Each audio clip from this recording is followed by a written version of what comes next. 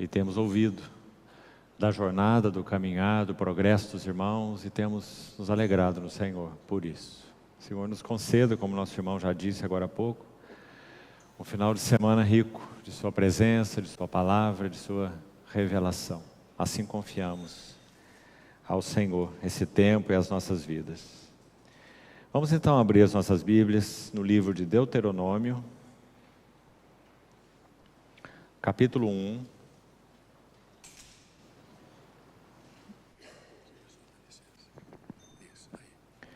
Deuteronômio capítulo 1.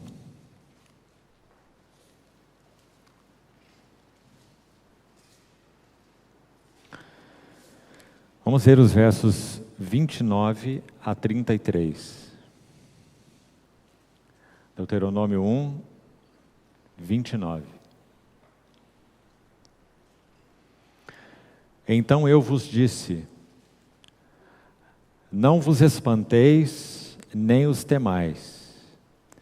O Senhor vosso Deus, que vai adiante de vós, Ele pelejará por vós, segundo a tudo o que fez conosco diante de vossos olhos no Egito, como também no deserto, onde vistes que o Senhor vosso Deus nele vos levou, como um homem leva a seu filho, por todo o caminho que andastes, até chegardes a este lugar.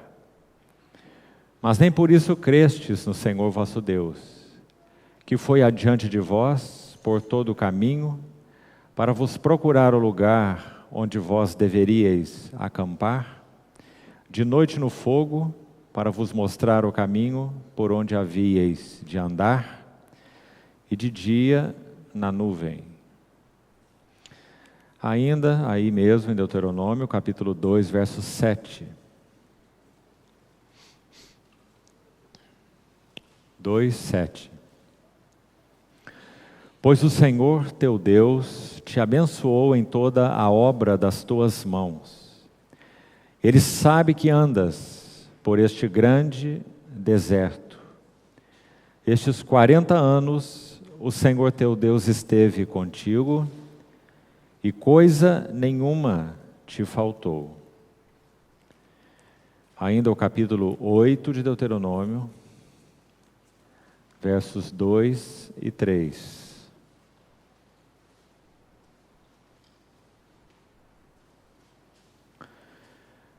Recordar-te-ás de todo o caminho pelo qual o Senhor teu Deus te guiou no deserto, estes 40 anos, para te humilhar, para te provar, para saber o que estava no teu coração, se guardarias ou não os seus mandamentos. Ele te humilhou e te deixou ter fome, e te sustentou com o maná que tu não conheceste, nem teus pais o conheceram, para te dar a entender que não só de pão viverá o homem, mas de tudo o que procede da boca do Senhor, disso viverá o homem. E finalmente um verso no livro de Oséias. Oséias capítulo 2.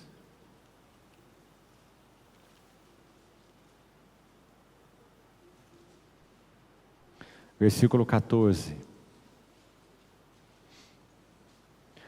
Portanto, eis que eu a atrairei e a levarei para o deserto e lhe falarei ao coração. Vamos repetir esse verso uma vez mais. O Senhor, pela boca de Oséias, se referindo ao seu povo, como sua noiva, sua esposa, aliás, uma esposa que havia sido infiel ao Senhor, indo após ídolos.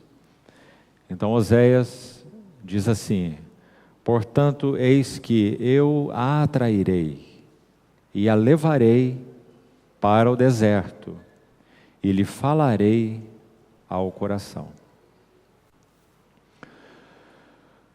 Irmãos, o encargo que o Senhor tem posto no meu coração para esses dias é compartilharmos o lugar do deserto na jornada cristã em direção à plenitude de Cristo, que é o nosso supremo chamado. É interessante nós vermos que o Senhor, na sua bondade, na sua soberania, Ele colocou um deserto entre o Egito e Canaã.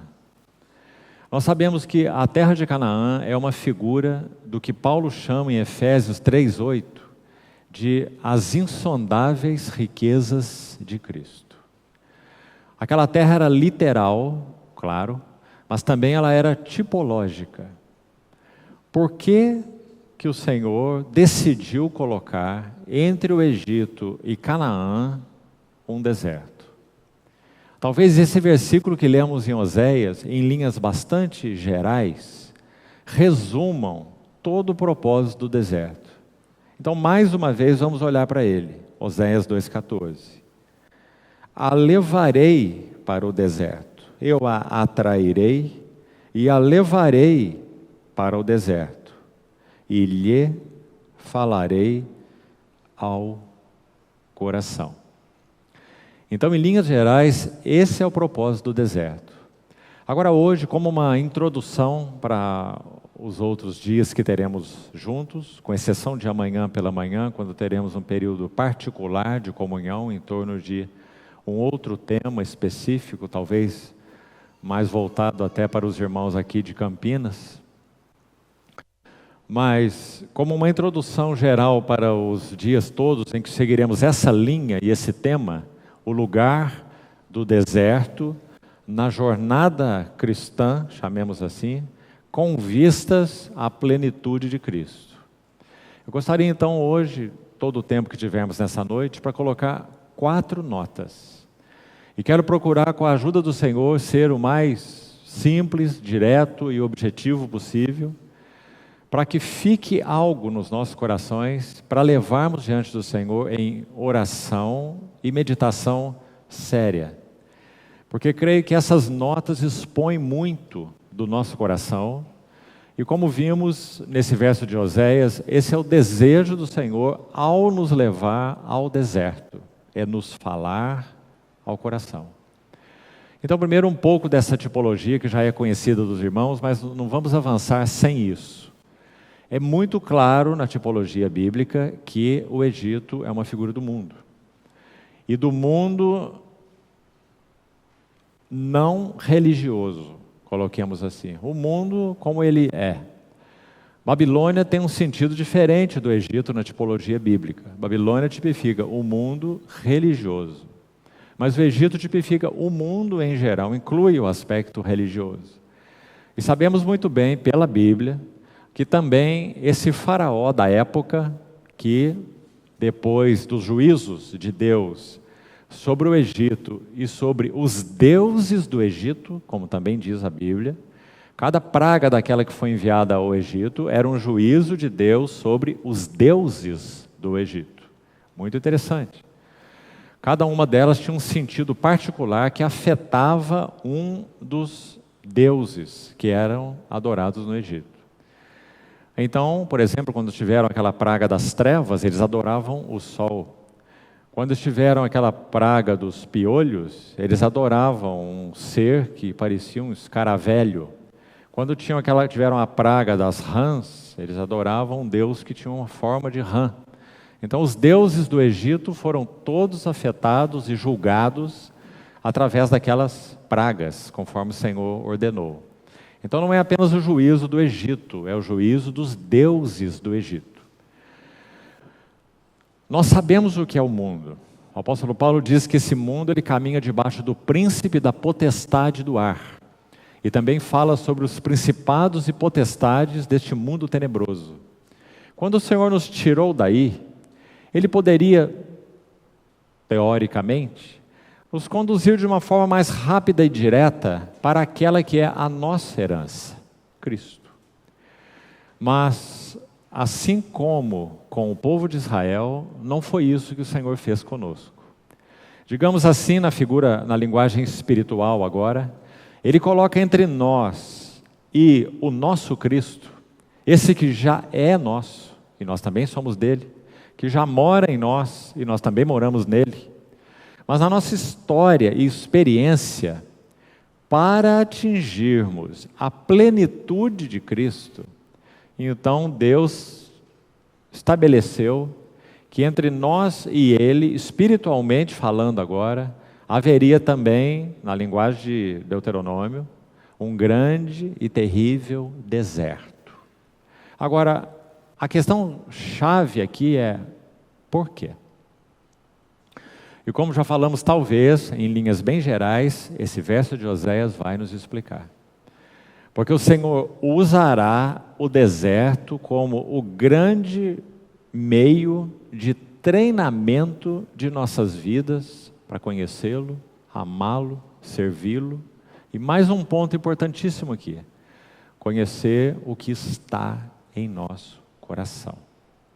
Agora, irmãos, nós lemos esse versículo, voltemos a ele, em Deuteronômio capítulo 8, e ele é um versículo extremamente curioso e precisa ser bem compreendido pelo seguinte: abra de novo em Deuteronômio 8:2, veja o que diz a parte final, 8:2, para te provar e para saber o que estava no teu coração. O sujeito dessa frase aí é Deus. Ele é quem iria provar o seu povo, e ele, digamos assim, queria saber o que estava no coração do povo. Agora, irmãos, nós cremos num Deus que é sabedor e conhecedor de todas as coisas. Deus não precisa de uma prova para conhecer algo. Ele criou todas as coisas, sabe como todas elas funcionam e conhece o fim antes do começo. Então, nosso Deus nunca é instruído por ninguém. Lembra quando Paulo diz quem foi o seu conselheiro? Quem primeiro deu a ele para que ele tenha que restituir? Quem conheceu os caminhos do Senhor? Então, o que significa Deus saber o que estava no teu coração ou no coração do povo? Então, parece que já de início fica claro para nós. Quem precisava saber o que estava no coração do povo era o próprio povo, porque Deus sabia o que estava no coração deles. O pecado lançou um véu sobre os nossos olhos e não sobre os olhos de Deus. Mais um verso para você compreender isso. Você se lembra do Salmo 139, aquele lindo e conhecido salmo? Quando o salmista diz assim: se eu tomar as asas da alvorada e me detiver no confim dos mares, ainda lá me haverá de guiar tua mão e tua destra me susterá. Se eu disser que as trevas me encubram, ele diz assim: as trevas não são trevas para ti. As trevas e a luz para ti são a mesma coisa. Não é maravilhoso esse verso? Então o Senhor não tinha que ser instruído de nada. Pelo contrário, ele sabia tudo o que estava no coração do povo. Quem não sabia era o próprio povo. Então, irmãos, assim é conosco.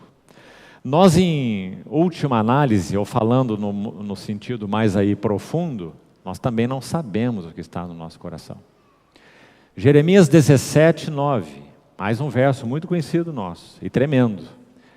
Enganoso é o coração, mais do que todas as coisas. Às vezes achamos que estamos servindo o Senhor, falando pelo Senhor, influenciando em nome do Senhor, e não passa de energia da carne.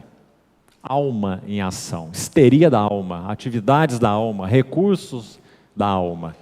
Como que nós vamos saber, por exemplo, qual é a fonte? Se aquilo que está provendo de nós na vida cristã tem como fonte alma ou tem como fonte espírito? Se tem como fonte o espírito, é genuíno e extravasa através da alma. Amém por isso. Então há lágrimas santas, há exortações santas, há pregações santas, há conselhos santos. Aquilo que flui do espírito deve conduzir nossa alma como uma serva, respondendo àquilo que o Senhor tem operado no nosso espírito. Assim que deve ser. Mas muitas vezes não é assim. A ação começa na alma e é feita em nome de Deus, mas o resultado é zero, infrutífero. Por isso Hebreus diz assim, que a palavra de Deus, esses dias nós vamos falar um tanto sobre isso, hoje já, se o Senhor permitir, chegaremos aí um pouco. A palavra de Deus é viva e eficaz. E ela vai fazer a separação. Ela vai dividir alma de espírito. Veja aí, duas fontes. Hebreus 4:12. Juntas e medulas, e ela vai discernir a palavra de Deus, se há permissão, e tem que haver, em nossas vidas, para que ela nos acesse, porque nós podemos dizer não à palavra de Deus.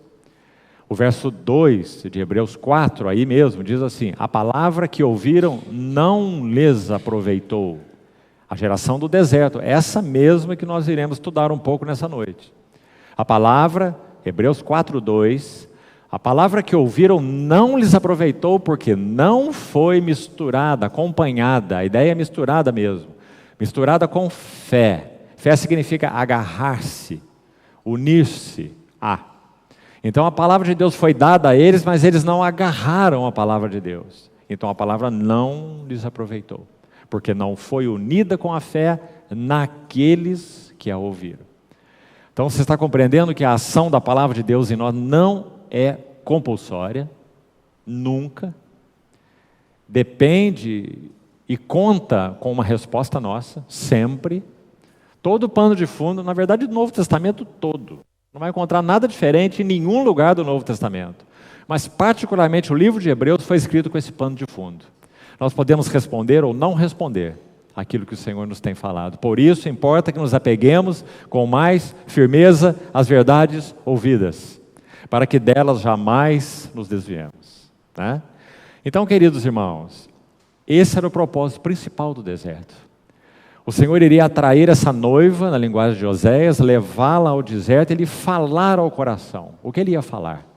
Ele ia falar a ela o que ela tem no seu coração. O que ela tinha no seu coração? Vamos ir mais fundo um pouco.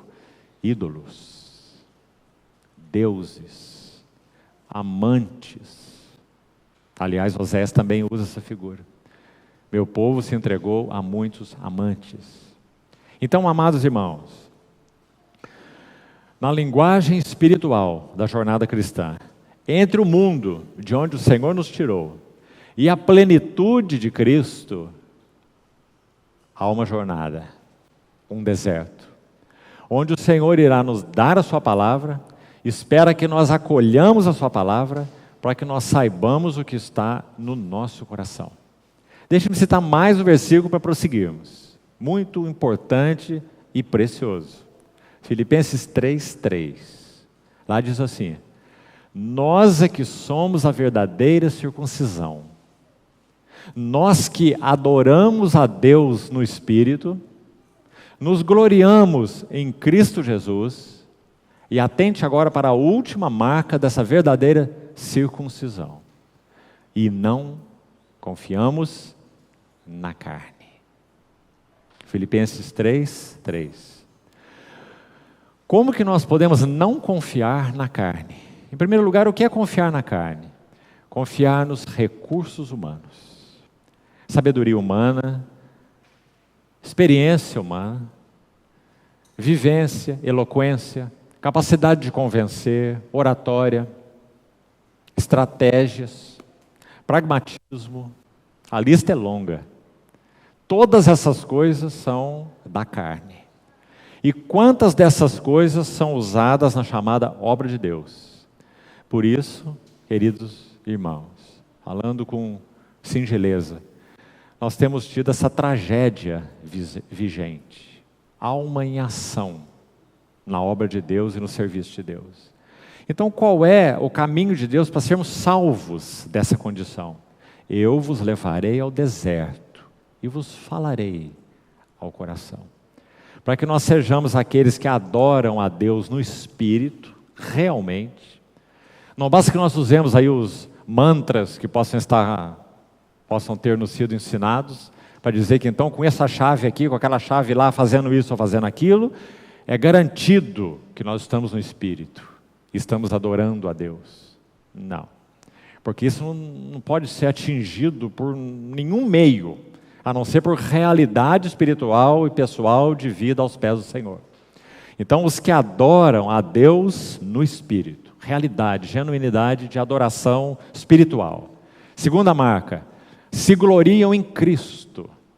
Os irmãos estão vendo porque o deserto é tão importante. Se nós não temos conhecido bem esse deserto, e aí queremos entrar, com a ajuda do Senhor, em várias notas sobre isso, nós não nos gloriaremos em Cristo. Nós nos gloriaremos em nós mesmos. O que somos, o que podemos, o que entendemos, o que fazemos, etc. Né? Adoram a Deus no Espírito, se gloriam em Cristo, duas marcas positivas, chamemos assim. Agora a terceira tem um espectro negativo, não é? Não confiam na carne. Você percebeu?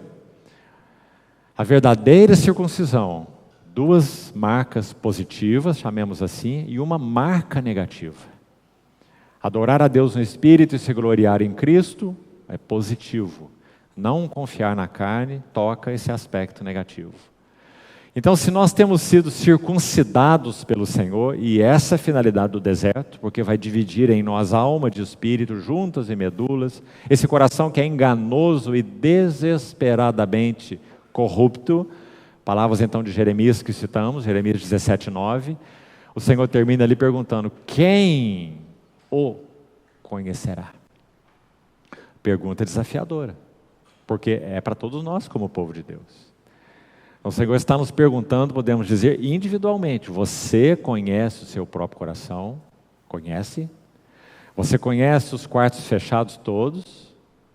Ou você acha que não tem nenhum?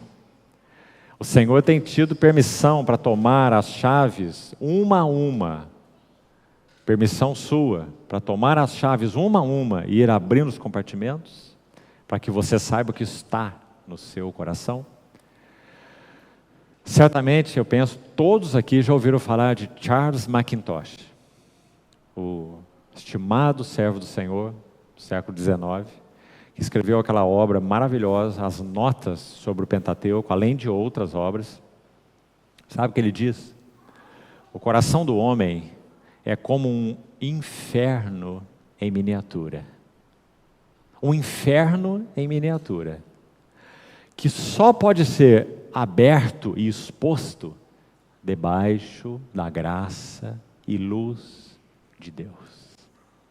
Maravilhoso. Por um lado, nos entristecemos de verdade diante do Senhor, porque o nosso coração é um inferno em miniatura. Por outro lado, nos alegramos tanto diante do Senhor, porque Ele veio até esse nosso inferno pessoal. Ele nos deu vida, estando nós mortos. E Jeremias já havia profetizado que Ele ia nos dar um novo coração, espírito novo, e pôr em nós o seu espírito. Mas, amados irmãos, nada disso que toca o coração é automático em nossas vidas cristãs. Muitos cristãos se frustram por causa disso. Quem sabe alguns, outros pela misericórdia do Senhor não, se converteram jovens, adolescentes, graças ao Senhor, quanto mais cedo melhor, né? Outros viveram uma vida muito complicada, de pecado, de extravio, de mundanismo e etc., de perversão até, muitas vezes, né? De degradação. Então, quando essas pessoas conhecem o Senhor, se não entenderam bem o Evangelho, rapidamente elas vão se frustrar. Porque elas vão achar que por serem agora uma nova criatura, então agora toda a sua motivação será pura, todos os seus pensamentos serão santos, né? Como se de um dia para a noite, passando aí pela regeneração, pelo novo nascimento, ela já estivesse pronta e preparada para ser arrebatada ao terceiro céu e estar com o Senhor. Mas nós sabemos que não é assim. Nosso coração é cheio de porões, e alguns nós ainda nem conhecemos. Então, amados irmãos, graças ao Senhor, Ele sabe que para que nós cheguemos à plenitude de Cristo, nós precisamos passar pelo deserto, espiritualmente falando. Isso não implica necessariamente, digamos assim, sofrimento. É claro que isso vai nos causar sofrimento, mas muito mais individual, pessoal, interior, aos pés do Senhor, do que sofrimentos externos, promovidos ou provocados por circunstâncias aqui ou ali. Compreende? É uma questão de luz espiritual. É uma questão de estar aos pés do Senhor. É uma questão da resposta àquela oração do salmista no Salmo 43. Um verso, queridos irmãos, que nós deveríamos ter a prática, digamos assim, de fazê-la todos os dias, com honestidade, aos pés do nosso Senhor. Salmo 43, 3, diz assim o salmista: envia a tua luz. Veja o que ele está pedindo. Envia a tua luz e a tua verdade, para que me guiem e me levem ao teu santo monte e aos teus tabernáculos. Então eu irei ao altar de Deus. Continua assim o próximo verso, o 4. De Deus, que é a minha grande alegria. Não é um texto maravilhoso? Envia a tua luz. Quem está pedindo isso? Alguém que já pertencia ao Senhor, o salmista, um servo do Senhor, como nós, né? Então, irmãos, o Senhor estabelece um deserto entre o mundo e a plenitude de Cristo, para que nós possamos aí ser transformados pela revelação de Deus, a luz de Deus, o falar de Deus. Há vários versículos no Novo Testamento que usam essa expressão,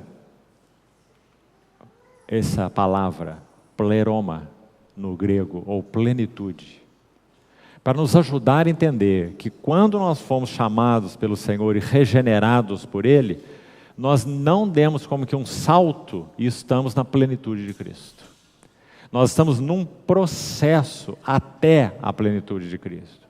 Um dos versos, entre tantos, mais conhecidos por nós, é Efésios 4,13, que muitos devem saber de cor. Até que todos cheguemos à unidade da fé e do pleno conhecimento do Filho de Deus, à perfeita varonilidade e à medida da estatura da plenitude de Cristo. Você vê? Não é a medida da estatura de Cristo, é a medida da estatura da plenitude de Cristo. Por isso nós falamos para os irmãos que a terra de Canaã, na tipologia bíblica, ela não tipifica, digamos, apenas Cristo. Fala mais especificamente, fala da plenitude de Cristo. Então, entre o mundo de onde fomos tirados e a plenitude de Cristo, nós temos um deserto, onde o Senhor vai nos falar ao coração, onde nós vamos saber o que está no nosso coração, onde nós vamos acolher a palavra de Deus no nosso coração para que sejamos transformados. Lembrando sempre, nosso Deus não é um pai que se alegra em colocar dedo em nossas feridas, para usar uma linguagem que conhecemos bem, como que torcendo aquilo ali nos vê gemer de dor. Isso não é a finalidade do deserto, isso não é o caminho do Senhor. Nós é que fazemos isso conosco mesmos. O pecado nos fez um tanto masoquistas, compreende? Parece que de alguma forma nós conseguimos pagar alguma coisa a Deus, se nós mesmos infligirmos sofrimentos a nós. Eu sou mau, eu sou terrível, eu sou isso, eu não presto, não é? E voltamos os olhos para dentro de nós mesmos, introversão, introspecção, isso nos torna doentes espiritualmente, totalmente doentes, não é? Porque a introspecção é o contrário da vida da fé, que é olhar para fora, olhar para outro, olhar para Ele, e quanto mais olhamos para Ele, mais nós somos iluminados, né? Há um verso também num salmo muito lindo, se não me engano é o Salmo 36, diz assim: contemplai-o, olhar para fora, não é contemplar a si mesmo, contemplai-o e sereis iluminados, e os vossos rostos jamais sofrerão vexame. O salmo, esse não é o Salmo 36, é um outro salmo. O que eu vou citar agora é Salmo 36. Salmo 36, 9, diz basicamente a mesma coisa em outras palavras. Diz assim: em ti está o manancial da vida, e na tua luz nós vemos a luz. Então não é introspecção, não é autoanálise, né?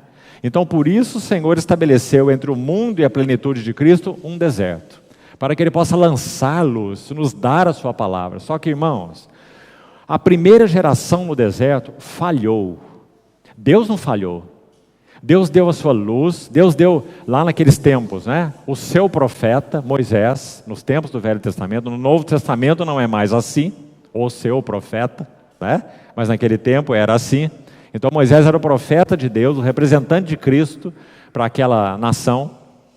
Então eles tinham Moisés como profeta do Senhor, tiveram a revelação do Senhor de infinitas maneiras, na água, na rocha, a água da rocha, a nuvem, o fogo, o maná, etc. A serpente de bronze, quando o povo foi mordido, né? Muitas intervenções do Senhor. Elim, muita coisa. Então eles tiveram uma revelação contínua e progressiva de Deus. 10 vezes, 10 na Bíblia, 2 mãos cheias, 10, fala de um pleno testemunho.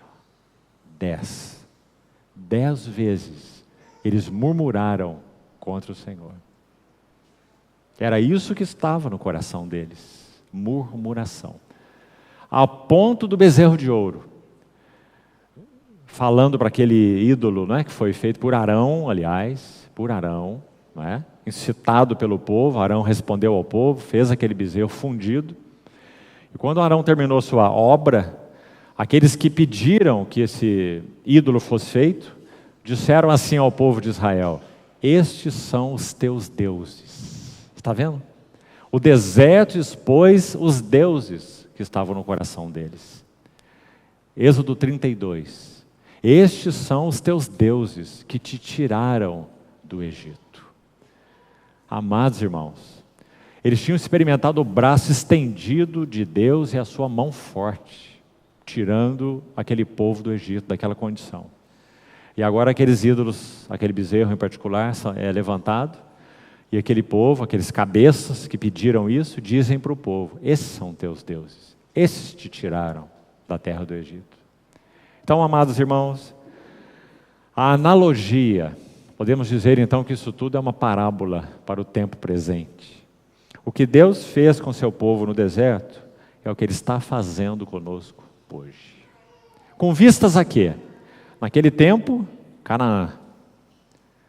Hoje, a plenitude de Cristo. Essa frase que nosso irmão usou aqui na abertura não pode ser um chavão para nós. E você já deve estar quase habituado com essa frase, mas não se habitue com ela. Formar Cristo em nós. Não se habitue com essa frase. Ela é muito preciosa para ser algo habitual. Deus deseja formar o caráter de Cristo na vida dos seus santos. Isso não é pouca coisa, queridos irmãos. Isso é extremamente maravilhoso.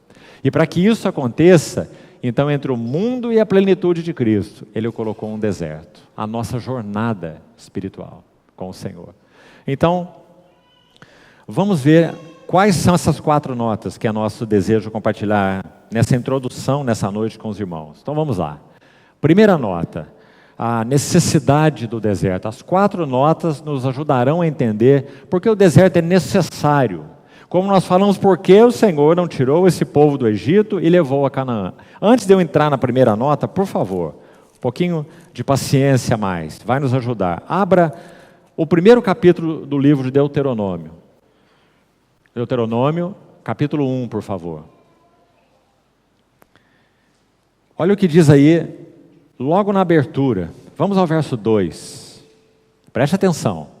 Veja se você já notou esse verso aí alguma vez. Jornada de 11 dias. Entre Horebe, você sabe onde está Horebe, não é? Horebe é o monte onde Moisés recebeu a lei, Sinai. Eles chegaram a Horebe 3 meses, quase 3 meses, depois que saíram de Ramsés, no Egito. Caminharam praticamente 3 meses e chegaram a Horebe, onde permaneceram por 11 meses. Moisés subiu ao monte diversas vezes, 11 vezes especificamente, e o Senhor então deu a eles ali, inclusive, a lei. Agora, entre Horebe, esse monte, e Cádiz Barneia, olha o final do versículo. Há uma jornada de 11 dias pelo caminho da montanha de Seir. Isso significa que se o Senhor fosse conduzir esse povo pelo caminho da montanha de Seir, eles iriam, coloquemos assim, de Êxodo 20, os 10 mandamentos, para Josué em 11 dias. Compreendeu? Eles levariam 11 dias no deserto, por esse caminho de Seir. Digamos que eles levassem um pouquinho mais, por serem um povo muito numeroso. Quase 3 milhões de pessoas, né? Se contarmos ao todo. O tempo que eles levaram foi algo em torno de mais 3 meses. De Horebe, então vá anotando aí, até Cades Barneia. Onde é Cades Barneia? É a fronteira, a margem do Jordão para atravessá-lo e entrar em Canaã. Cades Barneia. Então, eles levaram 3 meses, aproximadamente, entre Horebe e Cades Barneia, o povo todo, esses quase 3 milhões de pessoas. Se um homem fosse fazer essa jornada, então, desimpedido, um homem só, mais rápido, um peregrino, ele levaria quanto tempo? 11 dias. Aquele povo levou mais ou menos 3 meses. Chegaram na borda, Cades Barneia, para atravessar o Jordão e entrar na herança. Mas nós sabemos o que aconteceu, né? Eles tiveram que, a partir dali, caminhar errantes no deserto 40 anos. Então, irmãos, por que isso? Porque eles não receberam a palavra de Deus com fé. A palavra que ouviram não lhes aproveitou porque não foi misturada com a fé. Digamos que naqueles primeiros meses da sua jornada, eles eram peregrinos. Depois eles se tornaram errantes. Então nós vamos ter até Números 14, se você voltar à sua Bíblia, para você ter uma referência aí também, até Números 14, onde o último verso aí é o verso 45, Números 14, 45 diz: desceram os amalequitas e os cananeus que habitavam na montanha, os feriram, derrotando-os até Ormá.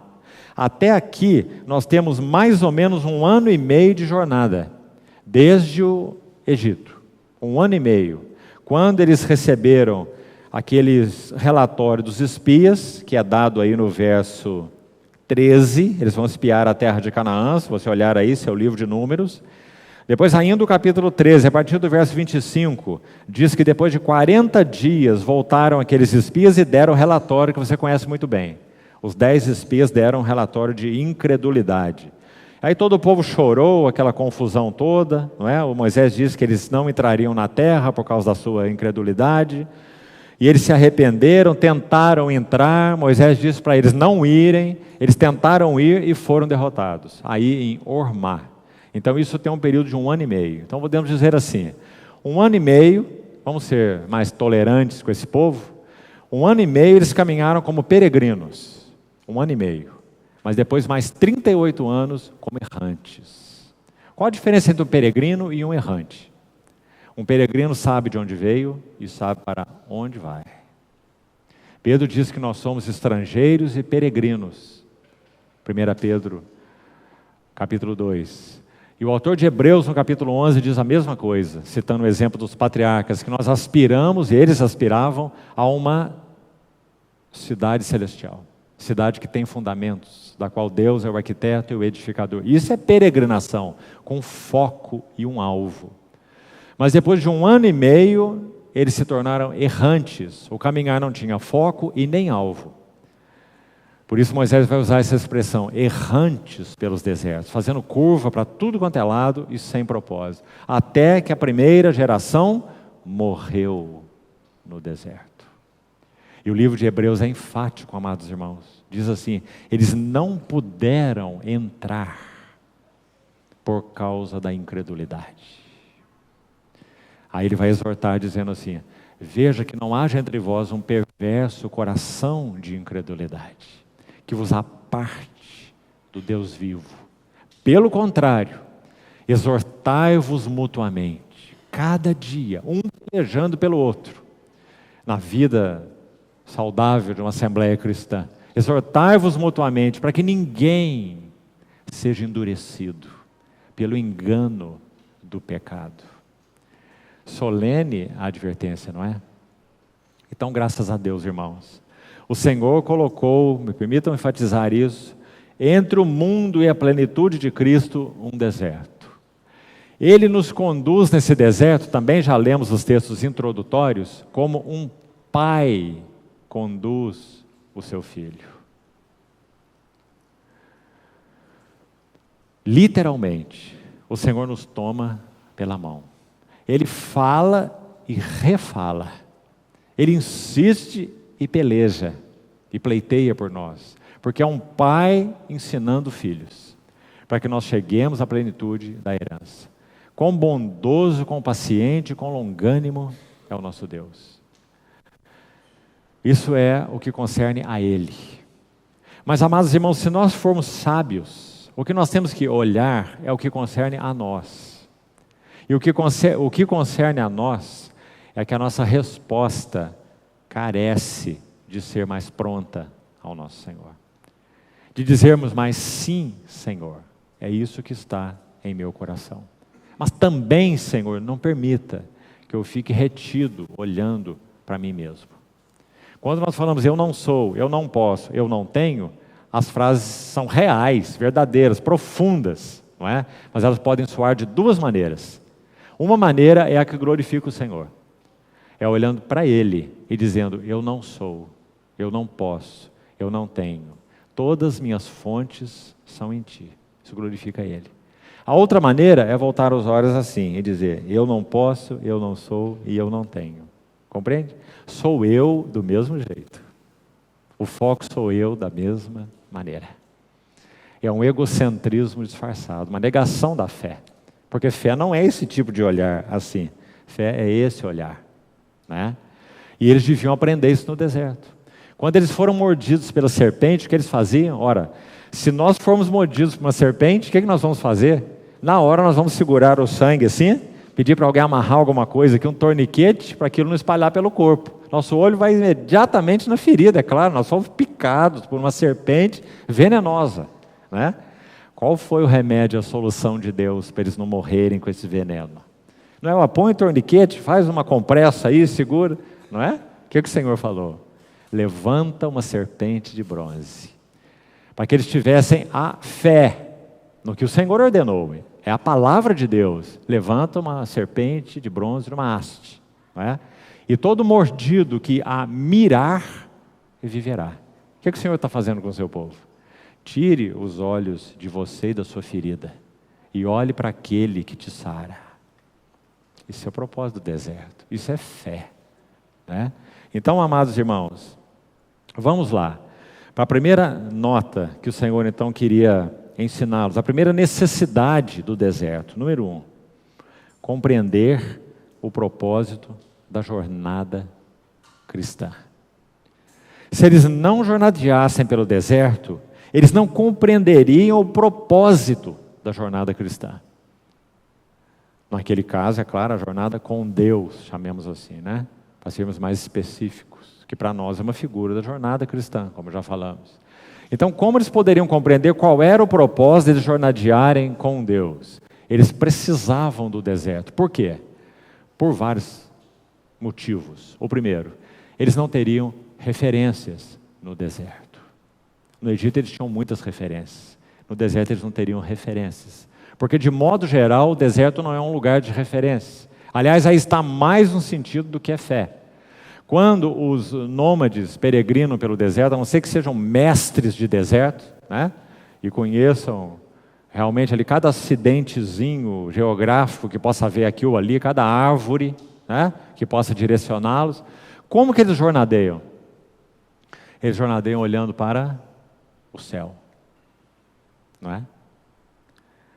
É o mapa celestial, são as estrelas, as constelações, os pontos cardeais que vão norteá-los no deserto. Eles caminham olhando para cima, eles não caminham olhando para baixo, para a areia. Então eles não teriam referências que não fosse o Senhor mesmo. Segundo, eles não teriam recursos que não fossem o Senhor mesmo. E você se lembra, quando eles foram tirados do Egito e levados para o deserto, uma das primeiras, se não a primeira, uma das primeiras coisas que eles reclamam é a comida dos egípcios. Não é? Porque aquilo àquilo que o seu apetite estava ligado. E eles citam nominalmente, é muito interessante, eles falam das cebolas, dos peixes e dos alhos. Né? Você observou que é tudo que é fedido. Né? É o que eles comiam no Egito, e o que eles gostavam. Cebola, alho e peixe. E o Senhor queria sustentá-los com maná, que caía do céu. E eles foram comeram um tempo, muito tempo, e disseram, a nossa alma já tem fastio desse pão vil. Irmãos amados, quanto nós somos ensinados com essas lições do deserto. Então eles não teriam referência, senão o próprio Deus, na nuvem, no fogo, através de Moisés, na rocha, né? Eles não teriam recursos que não fosse o próprio Deus. Agora façamos essas perguntas para nós. Quantos recursos nós buscamos em nós mesmos? Para vivermos a vida cristã, para fazermos a obra de Deus, como costumamos falar, né? Esquecemos que o único que faz a obra de Deus é Deus, né? Mas nós queremos se ajudar a Deus, né? Então, a primeira nota é essa aí. Eles compreenderem o propósito da jornada cristã. E esse propósito é que eles tivessem em Deus sua referência, em Deus seus recursos. Paulo tem um lindo verso na sua segunda epístola aos Coríntios, capítulo 3, quando ele está falando sobre o ministério do Espírito. 2 Coríntios 3, 5, ele fala assim, Deus, o qual nos habilitou. Ele nos habilitou para sermos ministros de uma nova aliança. Não da letra, mas do Espírito. Porque a letra mata, mas o Espírito vivifica. Aí no verso 4, se não me engano, aí mesmo, de 2 Coríntios 3, ele diz assim, não que nós por nós mesmos sejamos capazes de pensar alguma coisa como se partisse de nós. Mas a nossa suficiência vem de Deus. Amados irmãos e irmãs, vamos ser cuidadosos em não transportar as palavras da boca de Paulo para a nossa boca de uma maneira assim muito simples. Nós não devemos fazer isso. Porque Paulo fala a partir de uma profunda experiência espiritual. Quando ele diz, nossa suficiência vem de Deus, ele não está falando que a dos coríntios também vinha, não. Ele escreveu isso para os coríntios, não é? Porque a dos coríntios vinha deles mesmos. Por isso que aquela confusão estava armada naquela assembleia, não é? Porque eram pessoas soberbas, ciumentas, invejosas, considerando cada um o outro inferior a si mesmo, disputando até a respeito de dons espirituais, não é? Uma confusão completa, porque eles não compreendiam que entre dom de Deus genuíno e utilidade espiritual tem uma coisa que falta aqui: cruz. Se uma vida cristã, um servo ou uma serva, ele é equipado pelo Senhor, ele tem dons espirituais, se a cruz não operar nele, esses dons são inúteis. É como você dar uma espada para um menino de 5 anos de idade, para ele brincar com a espada, literalmente, né? Então, dom anda junto com carne. A Assembleia de Corinto era rica de dom, em tudo fossem enriquecidos nele, em toda palavra, em todo conhecimento, e não vos falta nenhum dom. Essa é a palavra de Paulo para eles, em 1 Coríntios 1. Mas quando nós chegamos aí, 1 Coríntios mesmo, 3, ele vai dizer, vós sois carnais, e não vos pude falar como espirituais. Então podemos dizer que a igreja de Corinto era rica de 4 coisas: toda palavra, todo conhecimento, todo dom e toda carne. Tudo junto. Agora, o que Deus vai fazer? Ele vai retirar o dom, retirar a palavra, retirar o conhecimento? Não. Ele quer usar a cruz para tratar com a carne. O que é Deus usar a cruz? Deserto. Eu atrairei, levarei ao deserto e lhe falarei ao coração. Então eles vão compreender que eles têm referências próprias, que eles têm recursos próprios, que eles confiam em si mesmos. Já recebemos dele a sentença de morte, 2 Coríntios 1, para que não confiemos em nós mesmos, mas no Deus que ressuscita os mortos. Então, essa é a finalidade do deserto, queridos irmãos. Então, primeiro, vamos avançar para o segundo, então. O primeiro está aí. É só no deserto que eles compreenderiam o propósito da jornada cristã. Vamos resumir numa frase de Paulo esse propósito, Colossenses 3, para que Cristo é tudo e em todos. Cristo é tudo e em todos. Esse é o propósito da jornada cristã. Mas, irmão, você acha que nós, no dia em que nós fomos regenerados, nós aprendemos essa lição? O Senhor chamou Pedro, seu amado discípulo. Como nós apreciamos o discipulado de Pedro, né? Pelo Senhor. O Senhor chamou Pedro, daí mais ou menos, ele continuou pescando, esse detalhe importante, né? Aquele primeiro encontro que o Senhor tem com ele, não é o encontro do discipulado, é o encontro do chamamento. Tu és Simão, tu serás Pedro, João capítulo 1. E Pedro continuou fazendo o que ele estava fazendo, ele sabia fazer, pescando, mesmo depois dele encontrar o Senhor. Praticamente 1 ano depois é que o Senhor vai até o mar da Galileia, onde os vê pescando e os chama. Quando ele diz, doravante serás pescador de homens, ou pescadores de homens. Aí eles deixam o barco, a rede, seu pai, e seguem o Senhor. Certo? Então, quando eles começaram a seguir o Senhor, o que o Senhor fez com Pedro? Pedro já pertencia ao Senhor. Ele já estava enlaçado pelo Senhor, assim como nós. Ele já era um peixe fisgado, ele não ia escapar das mãos do Senhor, não. Como também nós não escaparemos das mãos dele. Bendito seja o seu nome. Minhas ovelhas ouvem minha voz, eu a conheço, elas me seguem e jamais perecerão. E ninguém as arrebatará das minhas mãos. Graças ao Senhor, essa é a nossa segurança, não é? Mas então, a partir daí, o que ele faz com Pedro? No início do discipulado ao Senhor, Pedro é 10. Eu sou, eu posso, eu faço, eu vou contigo. O Senhor fez muito bem de me escolher, não é? É igual o presidente eleito escolhendo lá os seus ministros, né? Só escolhe cobrão, né? Pedro se achava assim. O Senhor é o nosso rei, Ele me escolheu como seu ministro, capacitado. Eu irei com Ele até a morte. Ele pode ter errado na escolha de 11, mas de 1 ele acertou. Né? Esse era o Pedro. E o Senhor foi reduzindo Pedro do 10 ao 0. Quando ele chegou no 0, ele não tem nada mais para falar. Ele fala demais, ele confia demais em si mesmo, né? Mas quando ele chega ao 0, ele chora amargamente. Quando ele nega o Senhor 3 vezes. E numa delas ele diz, anátema, maldito, para Jesus. Aquela criada se referindo a Jesus. Como dizendo, ele é maldito. Não conheço esse homem.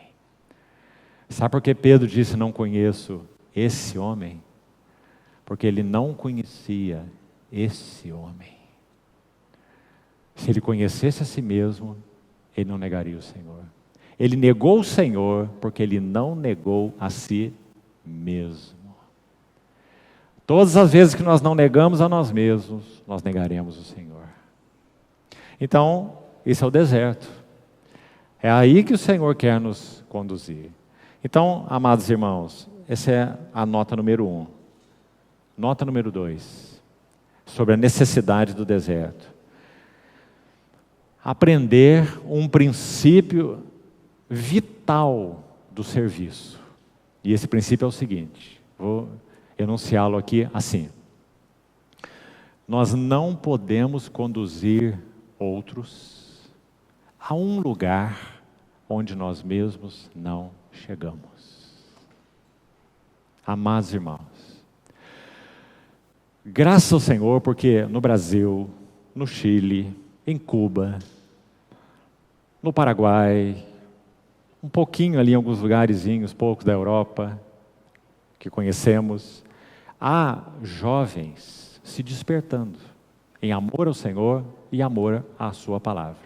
Aqui no Brasil, por exemplo, há muitos, graças ao Senhor. Somos gratos por isso. Mas esse princípio do serviço, essa segunda nota do deserto que estamos reforçando aí, ele é tão vital. E ele precisa ser tão bem compreendido por nós, irmãos mais velhos, assim como pelos jovens, que têm amado o Senhor e amado a palavra do Senhor, e desejado servir o povo com o Senhor, o povo do Senhor. Qual é o princípio? Nunca conseguiremos levar outros a um lugar espiritual que nós mesmos não conhecemos, por experiência. Então, irmão, não basta ler um monte de livros e ficar repetindo palavras dos outros. Encher a cabeça de conhecimento de fulano, de ciclano, de beltrano, de história da igreja, de história do pensamento cristão, desse servo, daquele outro servo, não é? E alguns já jovens estão escrevendo seus próprios livros. Sabe que isso é uma tragédia? Uma vez tivemos o privilégio de seguir com alguns irmãos que hoje já partiram com o Senhor por um bom tempo, servindo em paralelo com eles. Sabe o que um desses servos que hoje já está com o Senhor disse certa vez? Sou muito grato a Deus, porque Ele não permitiu que eu escrevesse livros.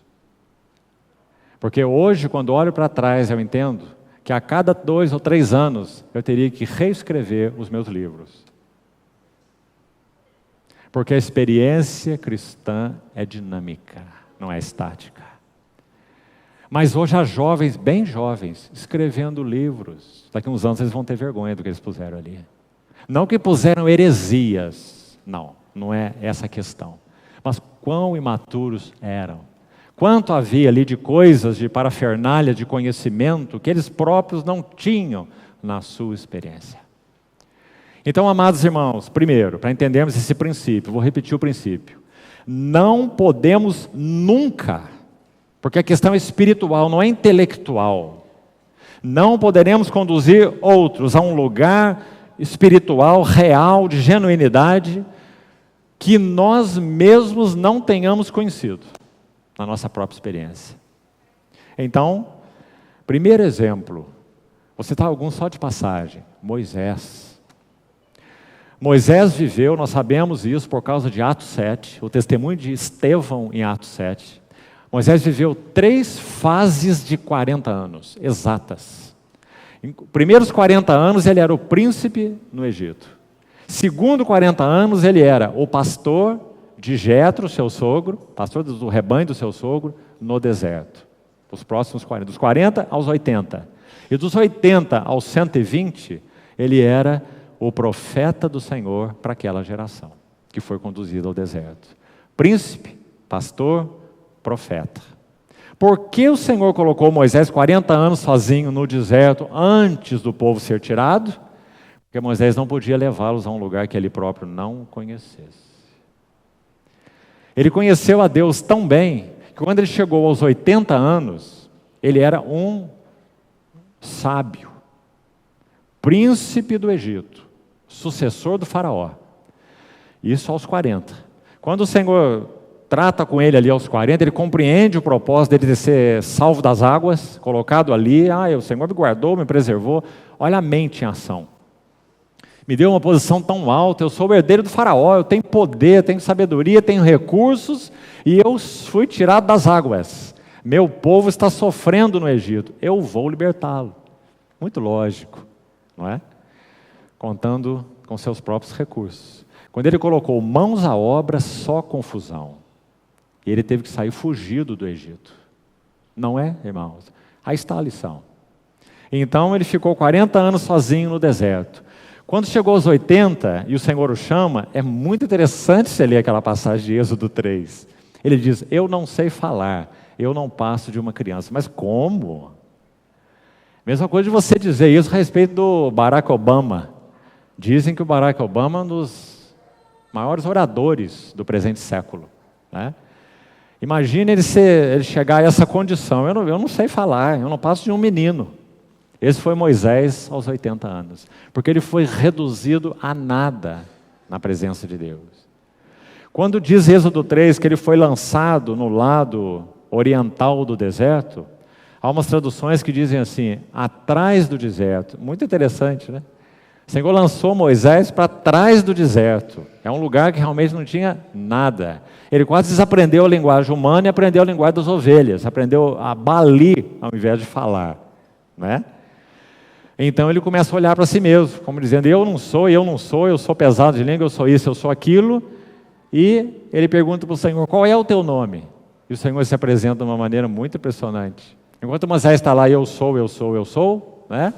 O Senhor diz, eu sou o que eu sou. E quando te perguntarem quem te enviou, você diga, eu sou o que sou. Eu sou, me enviou a vós outros, né? Então, a partir dos 80 anos até os 120, lá está Moisés conduzindo o povo a um lugar que ele conheceu, por experiência. Então, amados irmãos, esse é um primeiro exemplo. Os irmãos querem ver um outro exemplo? Abra, por favor, sua Bíblia em Números 32. Vamos passar muito rápido, mas aí está uma sugestão para você ler com muita calma. Esse texto tão lindo. Registre aí, por favor. Números 32. Abra ali rapidamente. O verso 1 diz assim: os filhos de Ruben, os filhos de Gade, tinham gado em muitíssima quantidade, e viram a terra de Jazer, a terra de Gileade, esse que o lugar era lugar de gado. Verso 4 agora. A terra que o Senhor feriu diante da congregação de Israel é terra de gado, e os seus servos têm gado. Disseram mais, se achamos mercê aos teus olhos, desce essa terra em possessão aos teus servos, e não nos faças passar o Jordão. Agora, irmãos, não é Moisés, agora são líderes, são cabeças de família de 2,5 tribos, tribo de Ruben, tribo de Gade e a metade da tribo de Manassés. Isso é muito grave. Então esse grupo de líderes, quando o povo na peregrinação chegou a esse lugar, a essas planícies do Jordão, no ponto, quase no ponto, próximo à terra de Moabe já, estava aí na terra de Gileade. Quando eles chegaram nesse lugar, eles viram a beleza dessas campinas férteis, próximas ao Jordão. Qual a conclusão que eles chegaram? Deus é muito bom. Ele feriu os inimigos, está escrito aí, né? No verso 4. A terra que o Senhor feriu diante da congregação de Israel é terra de gado, e os seus servos têm gado. Que coisa, né? Que coincidência, não é? Disseram mais, se achamos mercê aos teus olhos, verso 5, desce esta terra em possessão aos teus servos. Olhe com atenção, e não nos faças passar o Jordão. Passar o Jordão, entrar em Canaã, as riquezas insondáveis de Cristo. Canaã tipifica a plenitude de Cristo, mas não interessava para eles. Para eles bastava, o sangue do Cordeiro foi derramado, Deus nos livrou do Egito, não somos mais escravos, já peregrinamos aqui, conhecemos o Senhor, chegamos nesse lugar muito bom, aqui nós queremos ficar. E olha as declarações deles, olha o verso 7 agora. Moisés os repreende e diz, por que, pois, desanimais o coração dos filhos de Israel para que não passem a terra que o Senhor lhes deu? Eles estavam dizendo que a terra que eles queriam era essa aí, antes do Jordão. E Moisés está dizendo, não, a terra que o Senhor lhes deu é depois do Jordão, né? Agora, olha o verso 13. Pelo que se acendeu a ira do Senhor... Ele está dizendo, o Moisés, referindo à história do povo, lá atrás, quando os espias foram enviados, deram aquele relatório, né? E o povo retornou e andou errante no deserto.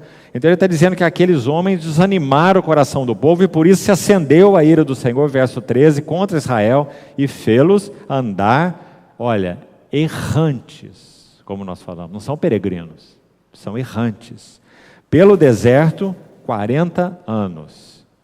Verso 16, então se chegaram a ele, esses líderes, De novo chegaram a Moisés. Moisés os exortou, conforme os irmãos viram: não façam isso, não desanimem o povo.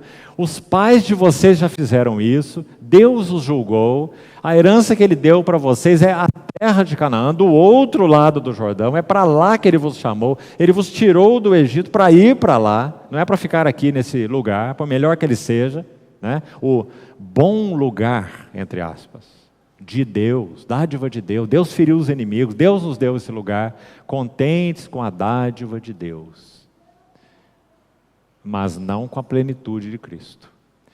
Então, vamos ao verso 16. Então se chegaram a ele, a Moisés, depois que Moisés os exortou, e presta atenção no que eles disseram: edificaremos currais aqui para o nosso gado e cidades para as nossas crianças. Irmãos, é uma obstinação frontal.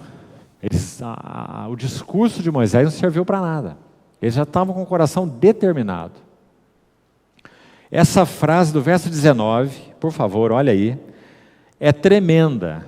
Por isso nós vamos lê-la. Olha o que eles dizem: porque não herdaremos com eles é o resto do povo, do outro lado do Jordão, nem mais adiante, porquanto já temos a nossa herança deste lado do Jordão ao Oriente. Uma frase séria, não é? A terra de Canaã era a herança deles, preparada pelo Senhor, mas eles disseram: já temos a nossa herança. Então, irmãos, para resumir a história, eles dizem a Moisés que eles poderiam se oferecer para passar o Jordão e batalhar as batalhas de Israel, para que o povo encontrasse já um sossego ali, logo que passasse o Jordão, mas depois eles voltariam para os seus currais, suas casas, suas mulheres e suas crianças. E foi o que eles fizeram. Resultado: quando o povo de Deus foi assediado com a idolatria, mais tarde, no tempo dos reis, essas 2,5 tribos que ficaram aquém do Jordão foram as primeiras a cair em idolatria, porque eles não estavam no lugar designado por Deus. E é claro, não puderam conduzir suas mulheres e suas crianças. Muito significativos para nós, como povo de Deus. Nós não poderemos conduzir nossas mulheres e nossas crianças a uma posição que nós mesmos não nos estabelecemos, ou não conhecemos, não conquistamos, não fizemos ali a nossa morada. Então, o Senhor iria ensinar para eles esse princípio, para que ficasse claro. Por isso, irmãos, quando o livro de Josué começa, por favor, mais um versículo para nos ajudar nesse princípio aí. Olha o que diz Josué 1:3, abertura do livro, Josué 1, versículo 3. Todo lugar que pisar a planta do vosso pé, eu vou-lo tenho dado. Esse é o princípio, a maneira de Deus de se conquistar a terra de Canaã. Não era assim: eu vos darei um mapa, e nesse mapa eu já vou traçar aqui qual que vai ser a herança de Efraim, a herança de Judá, de seja quem for, né? E vocês vão se encaminhar lá para lá, simplesmente para o lugar designado. Nada disso. Todo lugar que pisar a planta do vosso pé será vosso.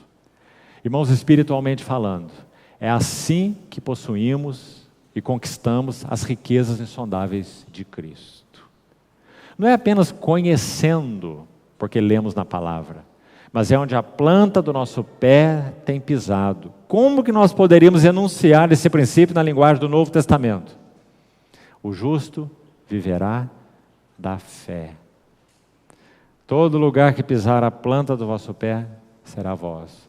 Por exemplo, Romanos 6 diz assim: sabendo isso, foi crucificado com ele o nosso velho homem, para que o corpo do pecado seja destruído e não sirvamos o pecado como escravos. Está escrito em Romanos 6, mas nós conhecemos isso na nossa experiência. Nós vivemos uma vida em que não somos governados pelo velho homem. Nós conhecemos essa verdade por revelação, ela tem sido experiência nossa, nós não temos sido governados por nossos próprios desejos, apetites, prazeres, carne, como a Bíblia chama. Então uma coisa é um conhecimento, outra coisa é a experiência. Então, princípio importante esse aí, ou lição importante, que nos ajuda a entender a necessidade do deserto. Deus não chamou um povo para caminhar com Ele teoricamente. Deus chamou um povo para caminhar com Ele experimentalmente. E assim eles deveriam conhecer o Senhor, né? Terceiro ponto. Terceira nota sobre a necessidade do deserto, também de extrema importância. O Senhor iria ensiná-los a crer e viver da palavra de Deus. Me permito repetir. O deserto é para que o Senhor nos ensine a crer e a viver da palavra de Deus. O que nós vemos em Deuteronômio 8? Vamos lá, de novo. Deuteronômio 8, o texto que lemos na introdução. Deuteronômio 8, versos 2 e 3. Recordar-te-ás de todo o caminho pelo qual o Senhor teu Deus te guiou no deserto, estes 40 anos, para te humilhar, para te provar, para saber o que estava no teu coração, se guardarias ou não os seus mandamentos. Ele te humilhou, te deixou ter fome, e te sustentou com o maná que tu não conheceste, nem teus pais o conheceram. Olha aí o propósito, para te dar a entender que não só de pão viverá o homem, mas de tudo que procede da boca do Senhor, disso viverá o homem. Então, terceira nota sobre o deserto. Por que o deserto é necessário? Porque há entre o mundo do qual nós fomos tirados e a plenitude de Cristo para a qual nós fomos chamados, porque há na nossa jornada cristã isso que podemos chamar de o deserto, para que o justo viva da fé, ou para aprendermos a crer e viver da palavra de Deus. 2 Coríntios, capítulo 5, no verso 7, sabe o que Paulo diz? Não andamos por vistas, mas por fé. Não por vistas, mas por fé. Irmão, já estamos quase concluindo por hoje, mas eu queria citar para os irmãos, brevemente, um resumozinho da biografia de Martinho Lutero. E vamos encaixá-la aí nessa terceira nota. Aprender a crer e viver da palavra de Deus. Quando ele tinha 21 anos, ele era um jovenzinho de 21 anos. Ele passou por uma tempestade literal na sua vida. Ele tinha uma formação católica, claro, na época, né? Ele era religioso, mas era um jovem comum. Aos 21 anos ele enfrentou uma tempestade. Ele havia perdido, segundo um dos relatos, um amigo numa tempestade de raios, e o seu amigo foi eletrocutado. Quando ele passou por essa tempestade, ele lançou-se no chão, tremendo de medo, e ele clamou a Deus assim, na visão que ele tinha. Ele disse: ó Deus, se preservares a minha vida, eu irei te servir por todos os dias da minha vida. E é dito na biografia que ele fez um voto à sua santa preferida, a Santa Ana. Fez um voto a Santa Ana. E a vida de Martinho Lutero foi preservada. Ele passou por aquela tempestade. Com 21 anos, então, ele foi cumprir o seu voto. Ele foi para um mosteiro. Ele tinha uma consciência extremamente sensível a Deus. Ele dizia que, quando ele lia na Bíblia essa frase, a justiça de Deus, ele odiava essa frase. Porque ele compreendia que Deus era justo e por causa da justiça de Deus, ele ia julgar o homem pecador. Que Deus queria se relacionar com o homem, mas não proveu os meios para se relacionar com o homem. Então ele foi lá para o seu monastério para procurar agradar a Deus. Dormia no chão, sem roupa, em noites frias, fazia jejuns prolongados. Ele diz que danificou sua saúde física por causa dessa sua austeridade, mas tudo que ele tinha no seu coração, em sinceridade, era ser aceito por Deus. ou aceitável a Deus. Deus forjou esse menino de 21 anos com uma consciência muito sensível, o que muitas vezes não acontece com tantos de nós, né? Porque Deus tinha um propósito para esse vaso.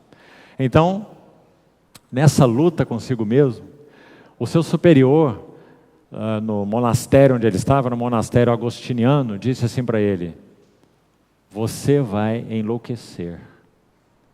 Pare com essas práticas, pare com essas penitências, pare com esses jejuns prolongados e vai estudar as Escrituras. Veja o que esse superior disse para o Lutero: vai estudar a Bíblia e deixa essas coisas de lado, você vai ficar doido com isso.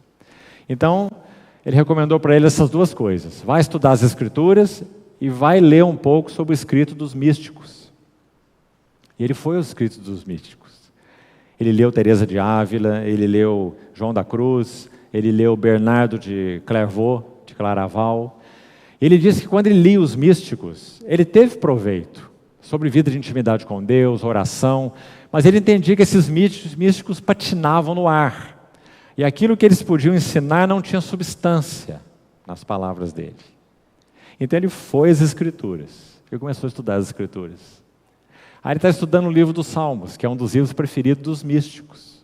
Foi estudar os Salmos. Ele chegou no Salmo 22 e leu o primeiro versículo: Deus meu, por que me desamparaste? Então, quando ele leu esse verso, algo já aconteceu no coração dele. Ele sabia que quem fala no Salmo 22 é o Messias. É um salmo profético, claro, né? Apontando para o Messias. Deus separado de Deus. Messias é Deus. Deus meu, por que me desamparaste? E ele seguiu a leitura, seu estudo das Escrituras. Então ele chegou em Romanos. Estudou o capítulo 1 de Romanos e chegou no verso 16 e 17.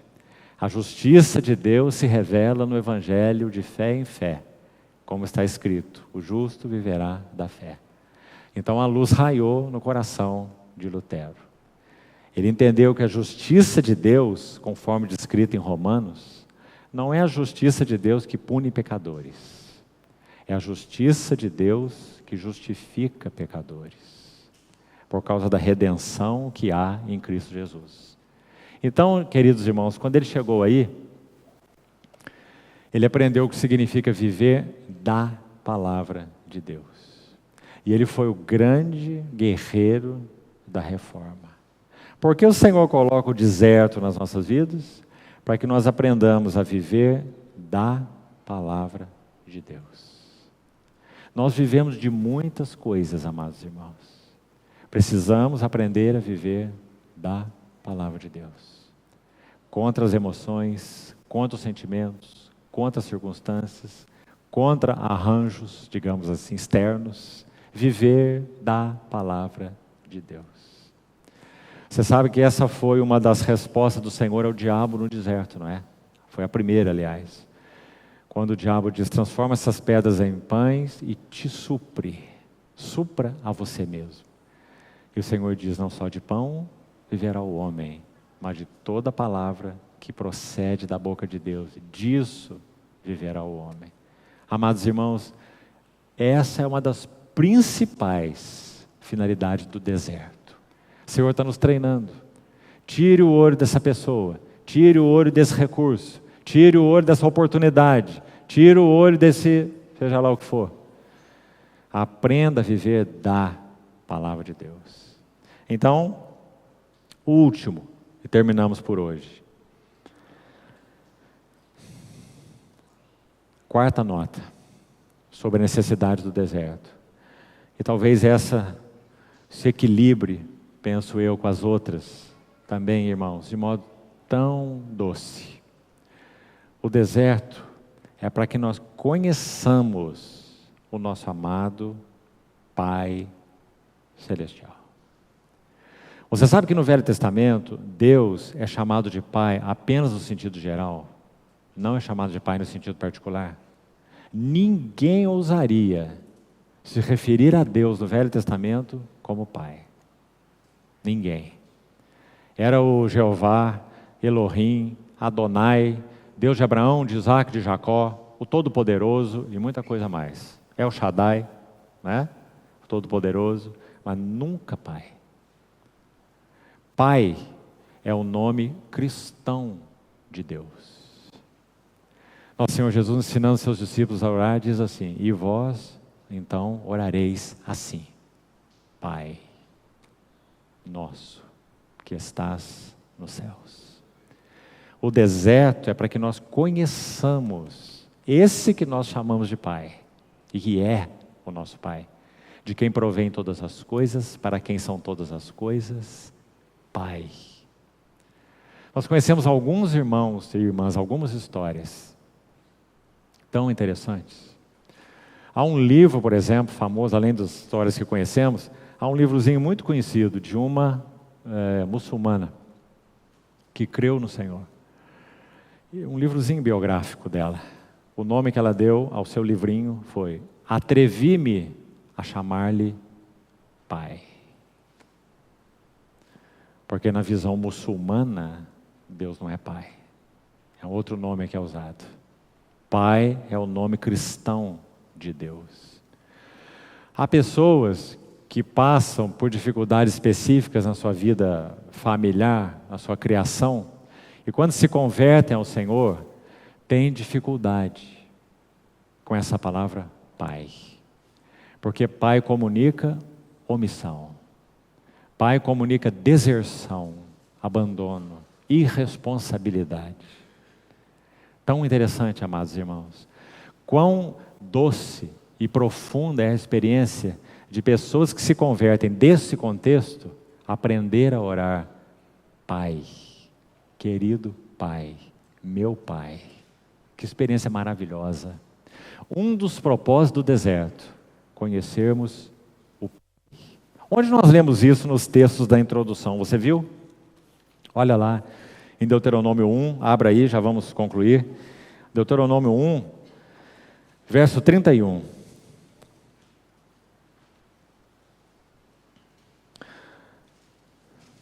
Vamos ver o 30 também. O Senhor vosso Deus que vai adiante de vós, Deuteronômio 1:30.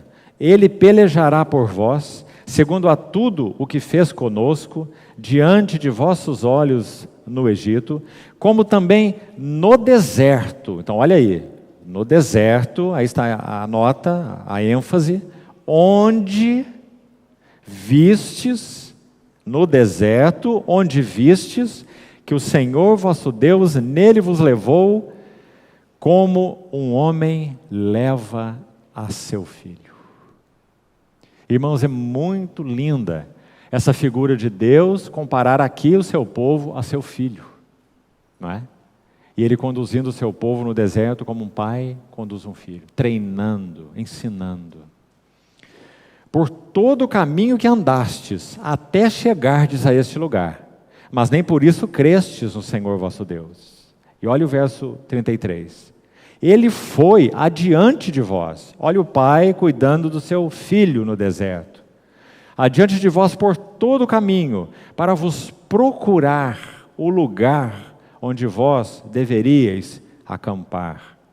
A linguagem do Salmo 23, né? Ele me conduz a pastos verdejantes, a águas tranquilas, unge minha cabeça com óleo, ainda que eu ande no vale da sombra da morte, tu estás comigo. A mesma ideia, né? O lugar onde deveríeis acampar, de noite no fogo, para vos mostrar o caminho por onde havias de andar, e de dia na nuvem. Que verso mais maravilhoso, amados irmãos. E aqui nós concluímos por hoje. Essa é a quarta nota sobre a necessidade do deserto. Deus anseia, anela, que nós o conheçamos como o nosso amado, bendito Pai Celestial. Pai Celestial, com tudo que isso implica. Ele foi avante de vós para escolher o lugar, estava lá na coluna de nuvem e de fogo. Uma palavrinha rápida sobre essas colunas para terminarmos. Seria impossível aquele povo andar no deserto sem esse guarda-sol. Impossível. Todos morreriam, desidratados, queimados, né? Andavam debaixo de um guarda-sol, todo dia, no sol escaldante do deserto. Quando chegava a noite, o contrário. a inversão de temperatura e o frio. E não só o frio, os escorpiões, as serpentes, que atacariam preferencialmente à noite, né? Então lá está a coluna de fogo, que não permitiria que esses peçonhentos se aproximassem. Muito interessante ver essas duas figuras. A cobertura da nuvem de glória sobre o povo e a coluna de fogo. Fogo fala de pelo menos duas coisas, que tem uma relação tão linda com o trabalho do Pai Celestial em nós. Do fogo emanam luz e calor. Luz. Deus é luz e não há nele treva nenhuma. Se andarmos na luz, como Ele na luz está, mantemos comunhão uns com os outros. Envia a tua luz e a tua verdade. Salmo 43 que nós já citamos. Essa é uma das carências nossas no deserto. Luz, que emana desse fogo, essa coluna de fogo, que é o nosso Pai Celestial que cuida de nós. Mas não apenas isso. O deserto é frio à noite. Então eles tinham calor, que emanava da coluna de fogo. Irmãos, o mesmo Pai Celestial, do qual para nós emana luz, que nos expõe verdade, luz sobre nossas trevas, do mesmo Pai emana calor, ou amor. Por isso é dito que o nosso Senhor Jesus é cheio de, vamos inverter aqui, para seguir na linha que estávamos, Ele é cheio de verdade. Isso fala da luz de Deus, né? Envia a tua luz e tua verdade, mas Ele também é cheio de graça. Isso fala do seu calor, ou do seu amor. Então, essas 4 notas nos ajudam a entender por que entre a nossa salvação do mundo e a plenitude de Cristo, há um deserto. É isso que o Senhor quer nos ensinar. Esses 4 aspectos, queridos irmãos, se você olhar para eles de novo, resumem todo o sentido da nossa vida cristã atual, até a plenitude de Cristo. É isso que o Senhor quer nos ensinar. Então, amanhã à tarde, não pela manhã, amanhã à tarde, desde a primeira reunião da tarde, nós vamos seguir esse assunto com um texto de 1 Coríntios 10. Seria bom que você lesse 1 Coríntios 10, os 13 primeiros versículos. E amanhã nós vamos ver preciosíssimas lições. Vamos chamar assim, o que o deserto expõe no nosso coração. O que o deserto expõe. 1 Coríntios 10, os 13 primeiros versículos. E nós vamos procurar andar ali calmamente, para que o Senhor possa então ir falando ao nosso coração. O que Ele quer expor em nosso coração? Cobiça, murmuração, imoralidade, aí vamos ver o que isso significa, né? E tudo mais que está escrito ali naquele texto. Vamos procurar avaliar isso então juntos com a ajuda do Senhor. Vamos terminar aqui então, vamos orar ao Senhor. Senhor, somos agradecidos de todo o coração, porque o Senhor firmou aliança conosco, indissolúvel, inviolável. Obrigado porque o Senhor nos tem nas tuas próprias mãos e ninguém nos arrebatará delas. Obrigado porque o Senhor nos tomou pela mão e nos tem conduzido por este grande e terrível deserto. E desejamos que essa luz do Senhor penetre mais fundo os nossos corações, pois realmente queremos ser verdadeiramente os teus adoradores que se gloriam em Cristo e que não confiam na carne. Ajuda-nos, Senhor, para que avancemos até a plenitude de Cristo, nossa herança. Guarda-nos e guia-nos. Fala ao nosso coração, atraindo-nos, Senhor, para Ti. Te pedimos, confiados e agradecidos, por sermos Teus. Em nome do Senhor Jesus, oramos. Amém, Senhor.